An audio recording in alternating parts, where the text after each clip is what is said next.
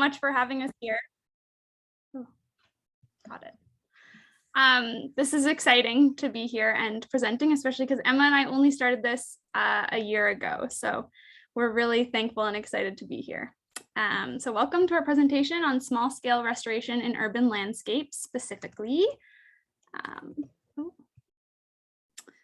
So both Emma and I are videoing in from Coast Salish territory. I myself, Sierra, am in Cowichan, where I'm so privileged to live all year round. And over the next 40 minutes, we just plan to cover some topics here. So an intro, why we got into restoration, what it looked like in our current community group sort of setting, and then the movement and introducing Doug Tellamy, if you haven't heard of him.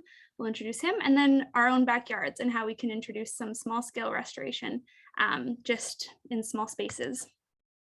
So as I said, my name's Sierra. I am a settler on Cowichan territory. My paternal grandmother is from Finland, so that's where most of my family traditions came from. And my paternal grandfather is Scottish.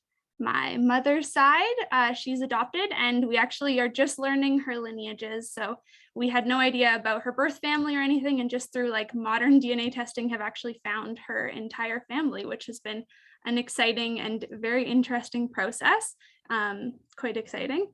My restoration background is predominantly in the volunteer world and event planning world, and I completed my degree in geography and restoration just a couple of years ago. So I'd now like to introduce my friend and dear colleague Emma, and I'll hand it over to her. Great, thank you so much, Sierra.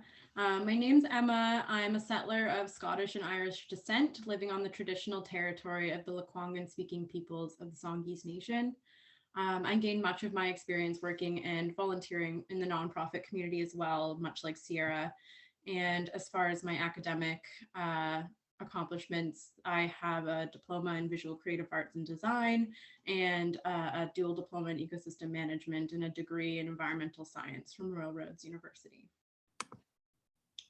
So I'm just going to go on and talk a little bit just about Wilder Restoration, who we are, what we do. So Wilder Restoration is kind of like a ecological restoration, sustainable landscape design company. And so our broad goal was to bring ecological restoration to a broader landscape, to homeowners, to backyards, into people's lives. And so our mission is really just to connect people with nature and build habitat through ecological restoration techniques. Because we really dream of a world where all backyards are connected and habitat's not fragmented or separate from us anymore. So, what is ecological restoration and why is it important? So why is ecological restoration important?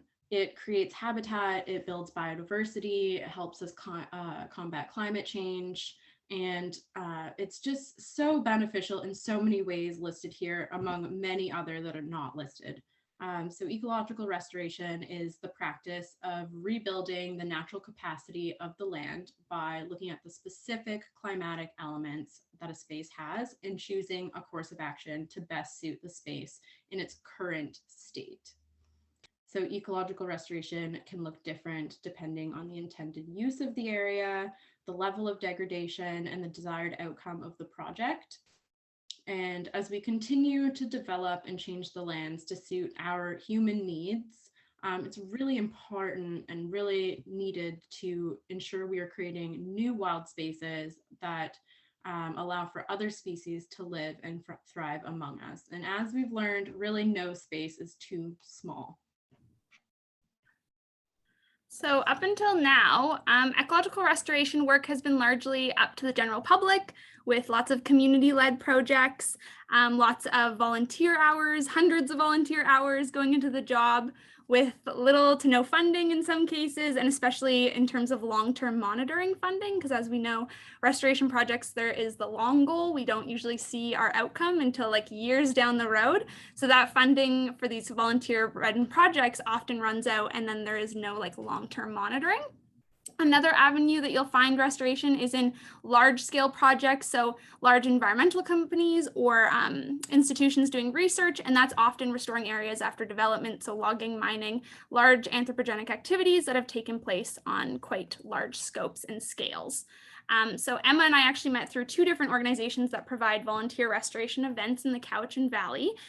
We jointly organized multiple events to remove invasive species, bring people together in the name of ecological restoration, and to work on restoring parts of the Cowichan Valley with volunteers. But at a certain point, we felt we could do a little bit more, and we needed to do, and we just wanted and needed to do more. And we wanted to bring more restoration practices to the developed private landscape because it felt like there was so much work to do, including on people's properties, where we were seeing large areas of invasive species taking over and just like kind of lots of lawns and just realizing that there's a missed opportunity if we don't look at private landscapes as opportunities for restoration. And we didn't really realize that this movement had already taken off in the United States by a man named Doug Tellamy, who I'm sure some of you are familiar with. And we really can't talk about our work without getting into the work of Doug, because he is the author of Nature's Best Hope, and he also coined the phrase homegrown national park, which is the idea that we have these conservation areas like national parks, provincial parks, areas of conservation, but we're kind of separating ourselves from nature when really we are trying to create areas of solitude in our own backyard. And so if we're calling that conservation, then what is the spaces that we are living within, kind of thing. So his work started with noticing that wildlife populations were declining, and then noticing that the native plants that they depend on are also fast disappearing. So his solution was, well, why don't we simply just plant more native plants? And his book, he outlines his vision for a very grassroots approach for homeowners to basically turn their yards into conservation corridors. So really just creating like a homegrown national park. The initial goal was to create 20 million acres of native plantings in the US, and that was just half of the green lawns owned by private property. So that's a lot. 20 million acres of native plantings could just be like half of the lawns, not even the gardens, just lawn. So as I said, it's a very grassroots homegrown approach to conservation. It's taking wild places and knowing that that's no longer enough to just say like nature is conserved in these places, but we actually need to extend that. And we can do this really simply by reducing the size of our lawn, growing native plants, planting more trees, and using less chemicals and fertilizers. And you'll notice, this is his book here, Nature's Best Hope, that's the cover.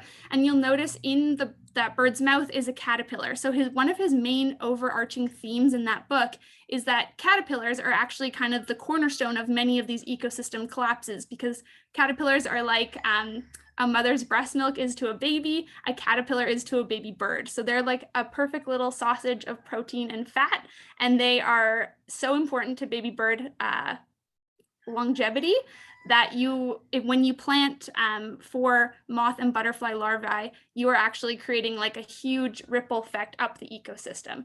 So when we plant in our gardens, we can plant some keystone species that really support that food chain.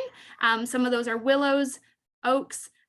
That's more so in the States for oaks because we have a Gary oak here, but which is one of them.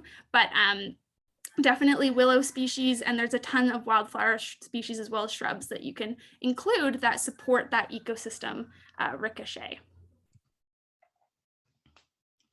Okay, so like Sierra had just mentioned, reducing the size of our lawns is one way to transition to a more biodiverse and productive yard. But where did the idea of the manicured lawn begin, and why has it been so deeply entrenched in our society? The first use of created lawns or glades were actually the areas surrounding medieval castles in Europe. And this was solely because they wanted to be able to see any approaching visitors or threats from a distance. And these lands were also used to graze livestock. And then the 17th century actually gave birth to the large cultivated grass lawn that was only attainable by the extremely wealthy and required continuous upkeep by the help of the wealthy household. So that's where we really start to see this colonial kind of idea of a lawn that is like you have to be wealthy to maintain and have. And then moving from Europe to North America, Open grass spaces in North America at the same time were originally primarily used for playing games such as lawn bowling and golf, which then fast forwarding to the 19th century, where parklands were developed around urban areas and they began to take characteristics directly from that British estate grounds, sort of manicured grass lawns, trees, shrubbery, and water features. And even today, going to any public park, you're going to find those features.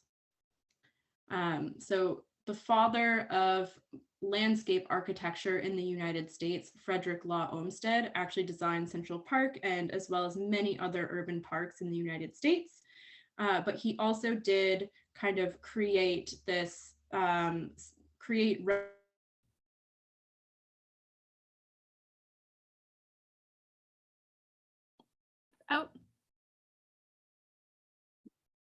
Oh, Emma, I think we lost your audio.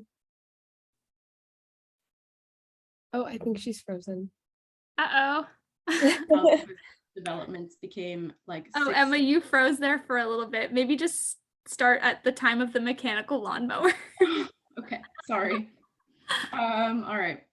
So the mechanical lawnmower had been in production for some time, and this made the manicured lawn actually very attainable to whoever wanted it.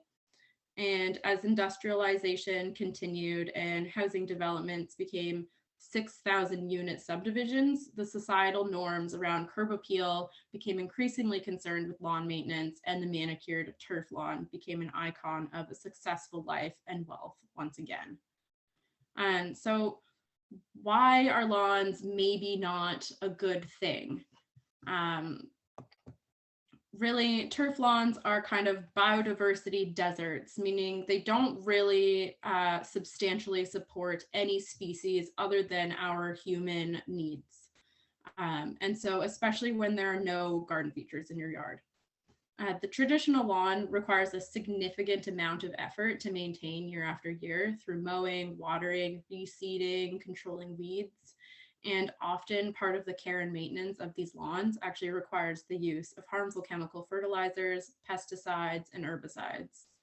And due to these practices, the perfect manicured lawn poses significant threat to our declining pollinator populations, which I'll touch on in the next slide. But now, that being said, having some lawn space, that's really not the worst thing ever. We like to have some space to do things in our yard, but there's a lot of other options that can be used instead of a regular turf lawn that's going to be less maintenance, less water, and provide food for nectaring bees. So one option would be to do either like a meadowscape in your yard, which is my favorite option. But if you do want something that's going to be still green and lush, low maintenance, microclover blends are a great option as well. So they require a lot less or no mowing, and they actually provide their own fertilizer because they're nitrogen fixers. They also provide some nectaring habitat for early emerging bees because they do flower as well. So going back to what I had mentioned about our native pollinators, we are facing ever-growing pressures that are putting populations at serious risk. So habitat loss, climate change, invasive species, pesticides, parasites, and pathogens. Each one of these causes actually are very interconnected and combine to create really unsuitable conditions for our pollinators to thrive or even survive at all. And in North America, we actually have over 4,000 native bee species, and that's just the bee species. But that's not all the pollinators we've got. We've got butterflies, moths, birds, bats, beetles, lizards even. These things all help to pollinate. And as Sierra had mentioned earlier, many of our insect pollinators have established very specific plant-host relationships to native plants, and therefore are really completely dependent on those species to fulfill their life cycle, which is why it's really important to garden with native plants when you can. So when we think of our backyards and we sort of think of this great decline in species, the climate crisis, all these other big sort of terrifying phenomena that we are all facing. What is the purpose of a backyard? So have the purposes of backyards changed from now to 50, from 100 years ago? We have a yard as a place for solitude and to enjoy the outdoors. But at what point are we just separating ourselves and maybe hardscaping our way from nature? These are some questions we kind of like to ask with clients, is like, is it ethical for our space to only serve one person? Should we densify? Should it serve more, or as we densify, should it serve many people or many species? These questions are all important considerations. And as we talk about landscaping and how we want the function to serve, the function of the space to serve us, can we kind of ask, like, you know, what's functional, but what's also aesthetic? And how are we going to use our backyard, and how are other species going to use our backyard? Are fences still as necessary as they once were, or can we do something, an alternative to a fence? So as we ask ourselves these questions, some of us may come to the conclusion that the yard is more than just aesthetic beauty, but it actually supports a whole host of other species, and it can in fact be part of that larger ecosystem and that connection. So what we try to encourage at Wilder Restoration is for people to do just that, to look at this space as an opportunity to create habitat, to build biodiversity, and to recognize that these spaces can also be beautiful, they can be nourishing, vibrant ecosystems, while also being places of thriving habitat. Okay, so one of the very first things that we often need to consider when we're starting restoration is invasive species. Usually this is the first obstacle to tackle. And here on Vancouver Island, we actually have several species that are threatening the natural biodiversity of our very unique ecosystems. And some of them I have listed here that you may have seen before, such as English ivy, Scotch broom. If you're driving on the Malahat, you cannot avoid the Scotch broom right now. And so many of these species found their way here through actually conventional landscaping practices that took place decades ago. But unfortunately, some of these species, such as English ivy and periwinkle, for example, can actually still be purchased at a local nursery, even though they are so harmful and invasive. The Ministry of the Environment and Climate Change recently released that each year Canada loses between $13 to $35 billion in revenue due to just 16 invasive species. And in British Columbia, the Invasive Species Council of BC estimated that there was approximately $139 million in damages due to invasive plants in 2020. And that amount does not count the money and time spent on control and management conducted by nonprofits, volunteers, homeowners, municipalities, provincial and federal governments. So these are not the only costs associated with these alien plant invasions. The second leading cause to biodiversity loss, actually after habitat destruction, is invasive species establishment. This is because invasive plants have an advantage over our native. Oh no, Emma, I feel like you're cutting out again. Here, I'll send her a message to turn her video off because sometimes that helps with the Wi-Fi connection. Yeah, that's a great idea. And all of this leads to a decrease in insect and bird activity, as there are no longer the required host plants that those species rely on. Emma, you just cut out for like a minute, but I think we just missed. No. do you have your video on? Yep. Turn your video off. Maddie was just saying, and I think this is a good point, that like maybe your computer will have a better time if your video's off. Yeah, it helps with the Wi-Fi connection if you speak with your video off, just for the time being. Awesome. All right, bye guys. All right. Where should I pick back up? Oh, it's okay. We'll go to meadowscaping. So yeah, so once invasives are cleared, we may end up with a large, clear, open area that's perfect for something like meadowscaping. We don't always resort to forest restoration as a default because as a meadowscaping, it's a great way to have a huge impact even with a really small space. So Maddie, you were saying earlier, you live on a deck and you just have like your little garden on your deck. So planting some of these wildflower species is a great way to increase biodiversity in a very small space. Garry Oak ecosystems are the most endangered ecosystem in British Columbia, Washington, and Oregon. As a lot of us know, there's a lot of interest in getting our Garry Oak ecosystems restored. And it's true because 20% of all of the species at risk in Canada are found in these Garry Oak meadows. So if we landscape to create native meadows, it's a really incredible use of landscaping resources. And we already have that kind of like open, cleared, sunny area generally when there's a house being put in. So we can do some meadowscaping. It's an easy alternative. They're drought tolerant since they're adapted to our local climate. They require little to no maintenance once they're established. So it's really just getting them established that's the tricky part. And then they provide essential habitat to native pollinator and endangered species. And if you look at these photos, they look absolutely stunning, and there's a variety of blooms throughout spring and summer. So you can do this with seeding, or you can do this with a variety of seeding as well as plugs. And Satin Flower Nursery in Victoria is like, they have so many options. So really there's no excuse to not planting a meadow if you have a large open space with lots of sun. Yeah, and if we're talking about meadowscaping, we really can't talk about it without discussing ground nesting bee habitat.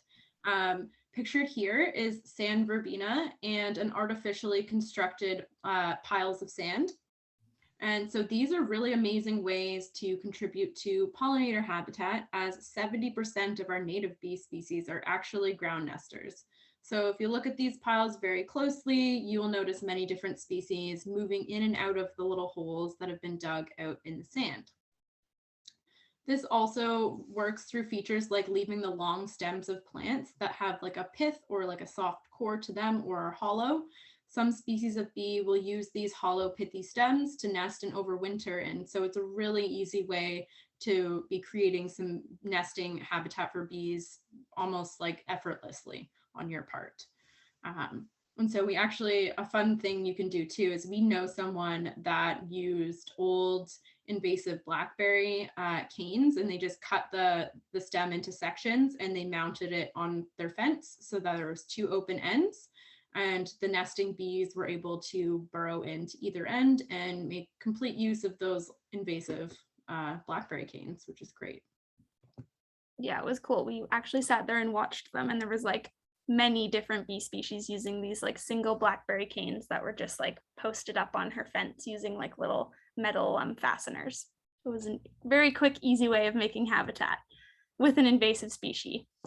But there isn't only two ways to create pollinator habitat. So you can, yes, we have like the ground nesting habitat through the canes and the sand, as well as meadowscaping. But this is honestly what we do most often is just kind of replace ornamental gardens with native plants. It's just another amazing way to increase habitat and attract so many different pollinators. You can add in different keystone species. You can add a variety of textures and colors, and also a variety of like shrubs and herbs. So you have both layers, and it creates really easy habitat. We try to aim for at least 80% native plants in these gardens, but often we're doing 100% if we do an installation. And you can even just start with like one or two, and then once you start getting into it, you'll get addicted, and slowly all of your ornamental plants will just disappear because they are doing nothing. Not nothing, but they're not, you'll just get addicted. So start small and then just go from there, and you'll be so surprised. And the idea is you do want like a range of seasonal blooms so that there's never nothing blooming. So you always are attracting something to your yard, just like a variety. So kind of like aiming for blooms that go from like spring through summer without just like planting all one species that you have a big bloom and then it's done. And you don't want to have that kind of dearth. You want to have that variety. Yeah. And when we are considering gardens, we're a lot of the time really only considering the aesthetic of the space and different bloom times like Sierra just mentioned, which is important, but the overall goal in restoration is not only to support the pollination, but to recreate whole ecosystems on small scales or large scales, depending on the space. But we do this by thinking of all of the different prey-predator relationships that might occur in a habitat, including amphibians, reptiles, small mammals, and also, depending on the property size, large mammals too. So pictured here are a couple of rock piles that imitate the ideal snake habitat. And you can see if you look closely, we included some chicken wire on top of the rock piles, as this example was in a very urban area, and there were crows that had really found it entertaining to wait and pick the snakes off the rocks when they were sunbathing if they could. And so adding that little layer of chicken wire kind of protect the snakes, and as well, this same method could be used for protecting anything from like cats or raccoons, things like that as well. Yeah, so we're always trying to adapt, like Emma just said, with like the chicken wire, because we have more crow populations in urban areas. And often in our yards, we don't have a lot of water.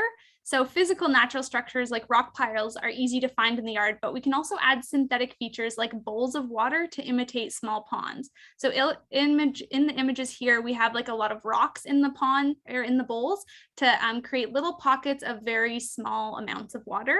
A large determinant of biodiversity in your yard is, do you have any water accessible, and not just like a deep goldfish pond, which is typically in ornamental gardens, but water that is accessible to even the smallest of creatures. So we often forget that insects need accessible water. And if we humans can drown in 3 inches of water, then just think of what an insect can drown in. It's a very, very small amount, like a droplet is too much. So they need to be able to access it in ways like this. So yeah, just kind of filling bowls and putting them in your garden is a great way of providing bird baths and bee baths. Super simple and super important act in a busy native plant garden. And then if you do have like a really wet area or seasonally wet area in your yard, you can kind of imitate a wetland or create a little pond yourself. So just either dig it out and let it be seasonally wet. You could fill it in with some gravel. And then you could also plant a variety of wet loving native plants. So there's like springbank clover or Henderson's checker mallow, yellow monkey flower. All of these are beautiful flowering plants that love water. So they would be lovely to plant around kind of and make your own little like wetland native garden. Yeah, it's just, we really love, like, a wet yard is a good yard for biodiversity. So think about that as you're kind of creating this restoration area. Yeah, and as Sierra just mentioned, with the wet spaces, there's other options we can do depending on how seasonally wet your area is, or just what your goals are. But we can often divert the water using rain gardens. And functionally, rain gardens, they do a number of really great things. In these 2 pictures here, we've created rain gardens with the contour of the land and designing it to work with how the water was already draining. And in the picture on the right, that huge driveway is really hardscaped and had a ton of runoff coming into this area, which was beginning to erode the soil next to those stairs there. So we thought the best course of action was a rain garden to allow that runoff to seep into the ground slower while contributing to a beautiful native plant garden in the process. So rain gardens are a really great option if you have any area in your yard that's seasonally wet, next to hardscaping, or where the downspout releases water from your roof. You can create a rain garden there. And these gardens act to slow the movement of water so that it can percolate into the ground and replenish the aquifers. And the fibrous roots of the plants help to filter out any unwanted pollutants and metals before the water re-enters the water table or flows down towards the ocean. So these gardens are composed of soil with rocky sections, usually with a basin dug down a little bit to kind of catch the water, and a variety of plants from water loving to drought tolerant. And due to this fact, you can rest assured that during the wetter months, or when we're experiencing drought, the plants in this design are going to thrive with the seasons and with our changing climate.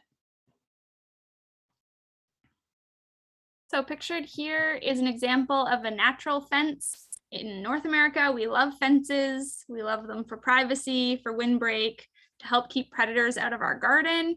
But here is an example of a natural fence that also creates habitat. So hedgerows are an awesome option for that. In the wild, it's all about shelter and resources, and hedgerows do both.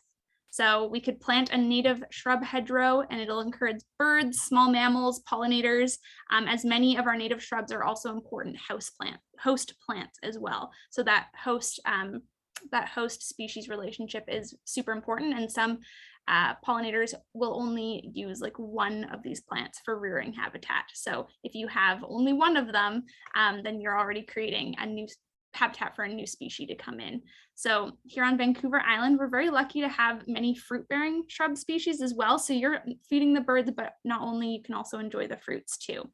Some really great examples of hedgerow species that you could include, and you could plant them like even up against a fence or just create that fence line with the hedgerow. Some great examples are Nootka Rose, which is blooming right now, beautiful pink blooms. You can also use snowberry, tall Oregon grape, red flowering currant. Ocean spray is another great one that's a super great keystone species and host plant. And so, yeah, it's just an awesome way to replace laurel hedges, horrible laurel hedges, with amazing species. And you don't even need to hedge trim them like you do a laurel hedge, which everyone, I don't know why they love them, but yeah, let's replace those with a variety of native shrubs. And we do also do a little bit of forest and riparian restoration, but I'm going to touch on the urban forest ecosystems that we have been doing a little bit of restoration in. And so this can look like a couple different things. We often find it's either invasive species have moved into the area and are sort of choking out that understory, like English ivy and Daphne laurel. Both are sort of shade tolerant invasives. And so they really can consume the forest understory, which shades out the native species and outcompetes them for space and resources. And then after we've removed invasive species, it's sometimes really necessary to replant the area with some native trees and shrubs to restore that biodiversity and resilience of that ecosystem. And another issue that we come across quite often in our urban forest ecosystems is overbrowsing by deer, since they inhabit our urban areas in such high numbers. And they can really easily overindulge and leave the understory bare and disturbed, opening it up to invasive species as well. When they're removing all of that understory vegetation, it's also going to be changing the temperature and moisture regimes of the ecosystem, which is going to make it more susceptible to climate-related stressors. So our approach to this is focused on reestablishing a canopy layer, shrub layer, and herbaceous layer. As an example, we have recently had a forest restoration where deer had severely browsed the understory and effectively removed the lower vegetation layer. And so it left only invasive plants.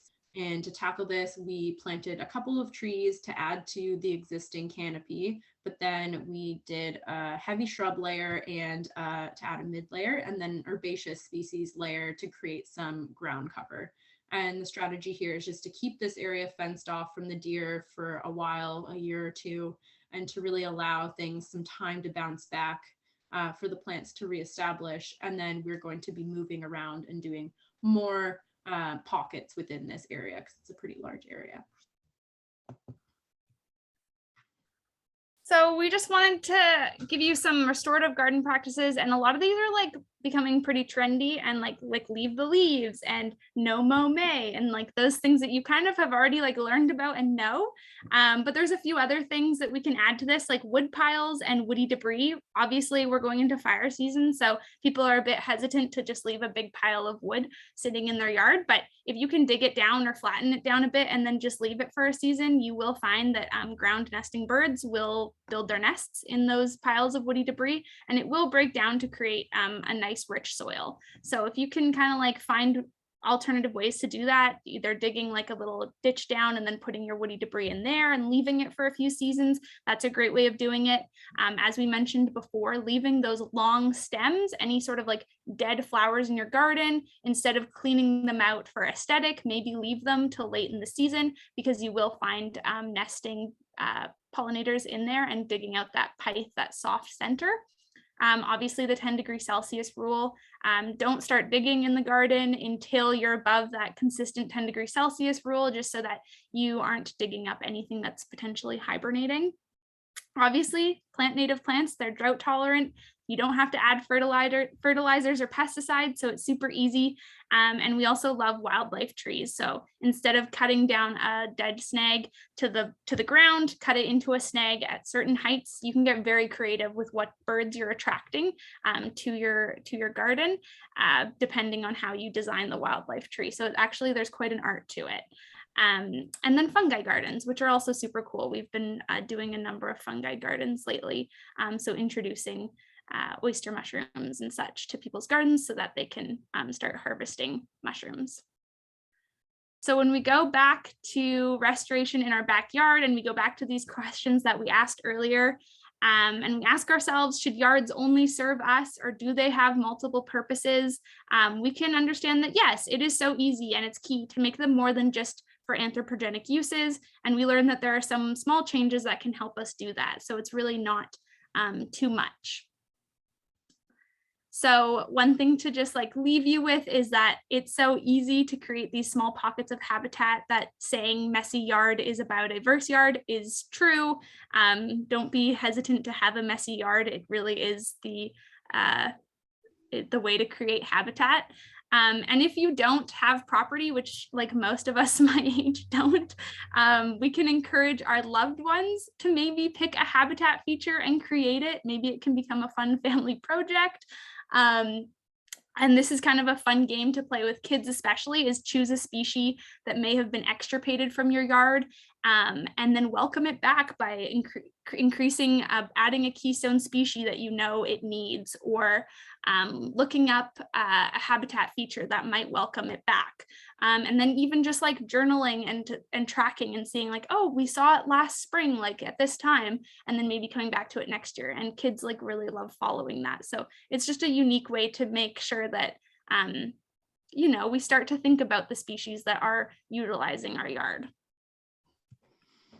And so some of our hopes and goals moving forward that we'd really like to see happen or we are going to act on in the coming years, we'd really love to see more companies doing what we're doing and focusing on invasive removal, creating wildlife trees, and planting lots of native plants. So that's definitely something we really want to be seeing. And then another thing would be if we could get some regulations around businesses that sell invasive species, or those species that are labeled as fast growing, hardy, and showy often are the invasive plants.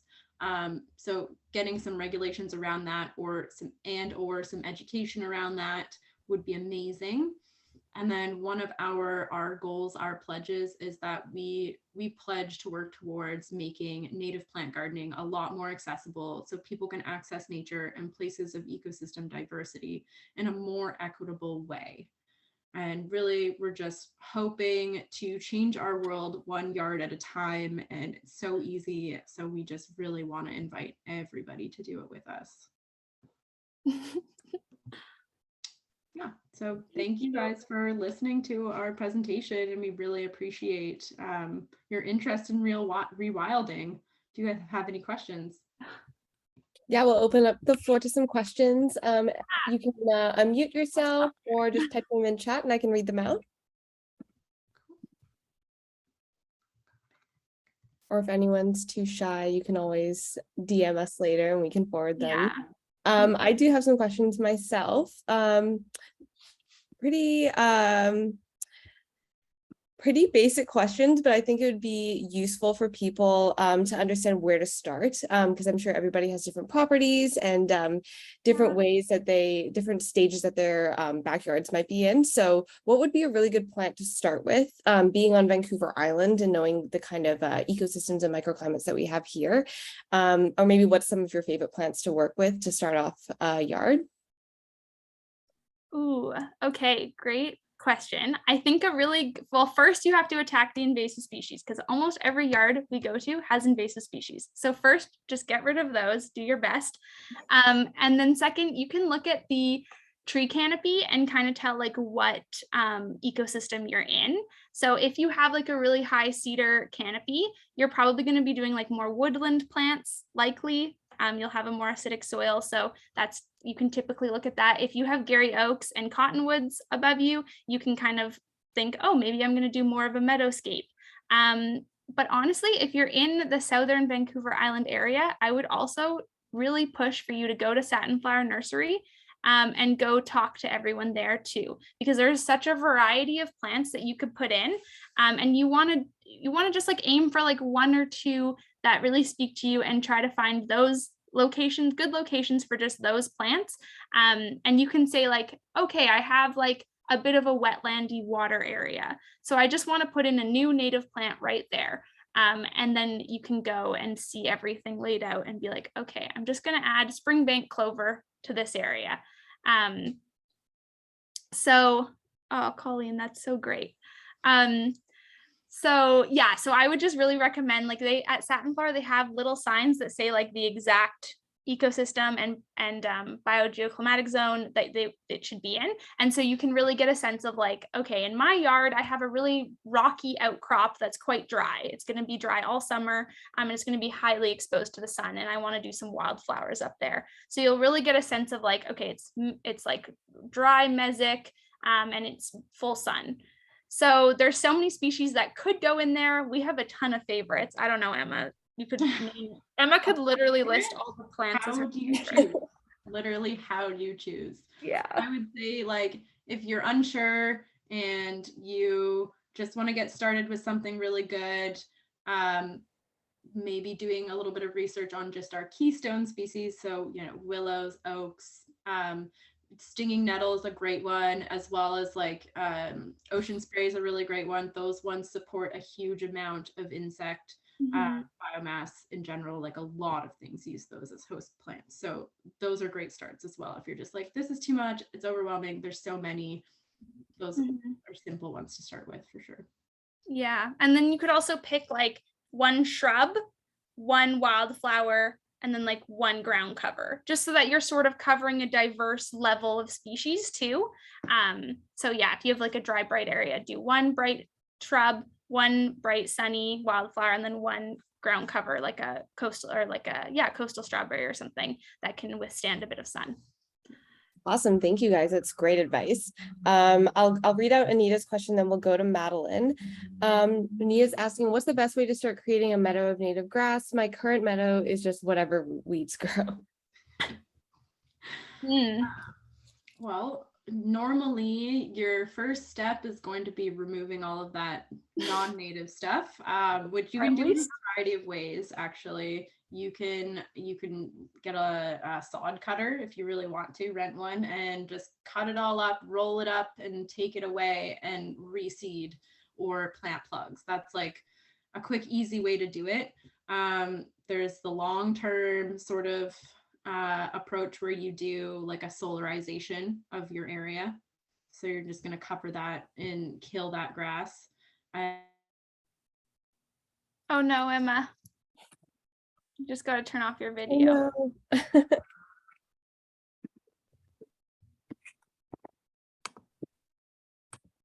Let's see if this works. There we go. Okay, great. Okay. Can you hear me now? Yeah. How long did I cut out for? For a while. Keep going on the solarization. Maybe. Okay. Solarization. Yeah. So you'll want to put down some poly, some plastic, something to kill all of those existing grasses and weeds that you don't want. And then you can seed and interplant with plugs or potted plants if you'd like, or you can just seed. It's really your preference. There's quite a few different strategies. Actually, the key with meadow making is really the timing. So you want to leave it on long enough that everything is dead, and then also time it so that you are either seeding and planting your plugs in the fall. So you want to try to do that early fall is the best time, really. So make sure you get the rains, work with the rains.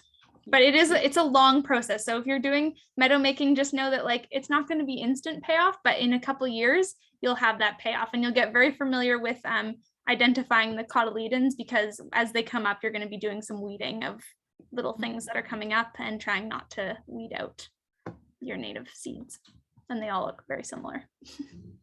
That's true. Yeah, Graminoid ID is hard. Yeah, I think Satin Flower has a really good cotyledon guide on their website too. Yeah, they are an awesome resource. Thank you guys. That was a great answer. Anita, I hope that answered your question. Madeline, did you want to unmute and ask your question? Yeah. So I'm currently going into my last year of forest bio degree and definitely want to get into like habitat restoration and pretty much what you guys are doing. So right now I'm landscaping around Victoria, and today I worked at this property that I think it's like a older couple who moved from Alberta, and they have like a plastic lawn and this big bank full of just like clumps of Japanese grass. And I mean, I see this kind of like landscape design a lot, where people just have a lot of money and they know that they can pay to keep that like well kept and maintained and just like the look of it being pristine, and they're not super educated in this kind of stuff. So I'm wondering, like, where do we start to kind of reach those people who don't care as much for biodiversity because they didn't really grow up with that education? That is that's the golden question, Madeline. Honestly, that is like Emma and I trying to grapple with that all the time. And like, to be honest, the first people we worked with, they wanted a bamboo hedge and we refused to do it, obviously. And we gave them a ton of different options. We're like, we could do an ocean spray hedgerow. It'd be beautiful. You'll get privacy. It won't be as fast, but like, we literally did a Zoom PowerPoint for them for free. We were just like sat there. We like did this whole thing. It was our first job and we're like, come on. And they were like, no, we just want bamboo. And we're like, okay, well, we can't do it. Like, we're not going to. So I totally hear your frustrations in this and yeah, typical landscaping being just like that. But I think for a lot of people, they just don't know. So if you can, in a very simple like way, just be like, you are going to be having more drought tolerant plants that you won't need to water all summer once they're established. You won't need to add anything. Like, just make it so that it's easy for them. Like, they're beautiful and they're easy. Beautiful and easy. That's like bonus. And you're going to be a good Samaritan to your community. So like 3 things. So I just try to like really sell it in those 3 ways. Like, mostly ease works for people. If the Good Samaritan button doesn't work, then the ease, like, it's going to be so much easier. And then talk about like, you know, we're going into a drought. Like, what is it going to look like next year or the year after? You want to be watering your plants? Can you be watering your plants? No? Well, then you need to be planting native plants. Yeah, sure. Something I'd like to add to that too is just like kind of understanding the people you're talking to and speaking their language. So it might not feel like, to you, the financial aspect of it is the least important aspect of it. But to these people, that might appeal to them more if you're saying, hey, if you do this, you're going to save money on your water bill because you're not watering things, or you're, you know, just trying to find a common language to speak when you're talking to them. If those other other things that Sierra mentioned aren't getting through to them or working with them, just finding that like common language to speak so they get on board or can understand from their perspective. Yeah. It's a good question, Madeline. Totally. Thank you so much. Totally hear you. It's a life challenge, and like that's why I want to get into this stuff. Yeah. And like, the more you're in these areas where people just aren't exposed or talking these kind of conversations, the more like impact you're making, I think, you know? So keep going, even if it's hard.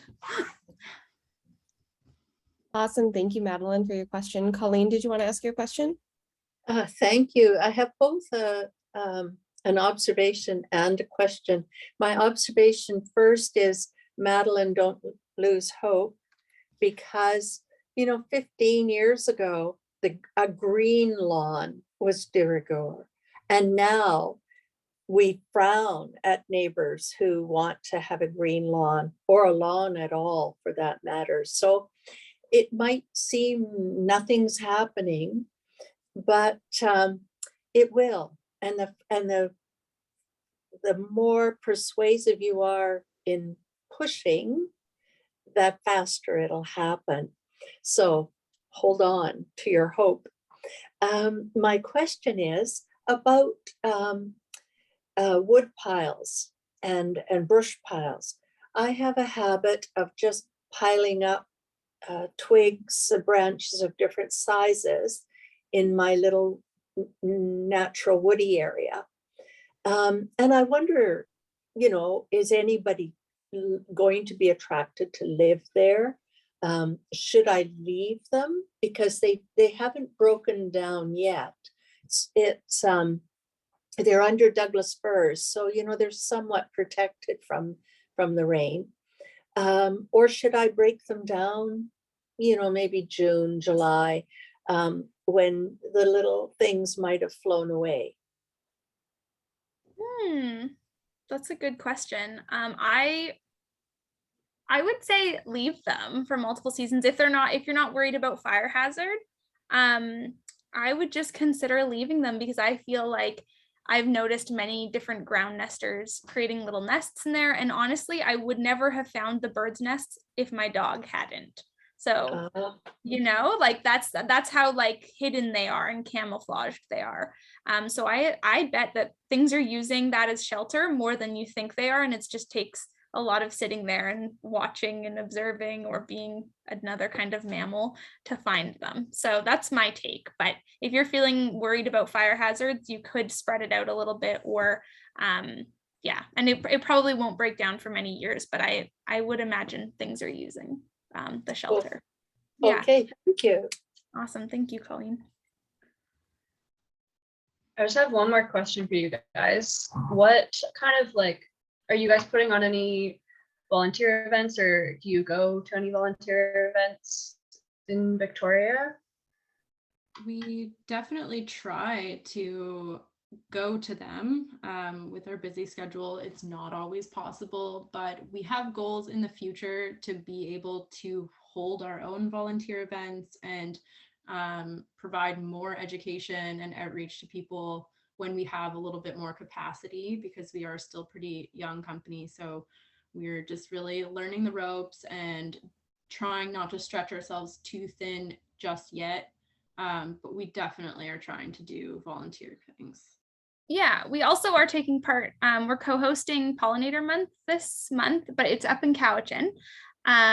But there's a bunch of events, and there's one really cool event happening on May 25th, Saturday. So we had a gentleman named Matt come and pull invasive Scotch broom with us, or cut invasive Scotch broom with us. And now he is going to be building a bench, a cob bench with the invasive broom, because it's actually quite a sturdy plant. So it'd be super cool if it works really well. It's like a building material, essentially. So that's going to be taking place on May 25th at the Garden Education Center in Duncan. So yeah, we're doing our best, but yeah, it's a lot of capacity. And I know we have hopes to attend more HAT events, like the Habitat Acquisition Trust events, because they do a lot of great restoration work. So yeah, we hope to partner more in the future. But Pollinator Month is happening this month, so check that out. Cool. And then I'm assuming if you guys do host events, you'll have it on your Facebook page and that kind of stuff. Yeah, our Instagram is more active, but I'm hoping we get better at Facebook. Okay, sounds We good. should just be doing both, but for whatever reason, that's how it's going. Awesome. Thank you so much. Thanks. Great. Well, we're closing in on 6 o'clock. So if there are no other questions, I think we can end it here. I just want to say thank you again to Sierra and Emma for your awesome presentation and for answering our questions. I think this was a really useful webinar. We will be posting it if anyone wants to go back and review any of the information. Yeah, thank you again. We'd love to continue working with you guys up in the future. Any restoration events that they'll be at or we host, we would love to collaborate. Cool. Thank you, everyone. And thank you. I'm just looking, Erin, at your comment. That's so cool. Applying Telemy's work to prairies. Wow, I would love to talk to you about that. I feel like that's so cool. Anyways, you know where to find us. Great work. Thank you for attending, everyone.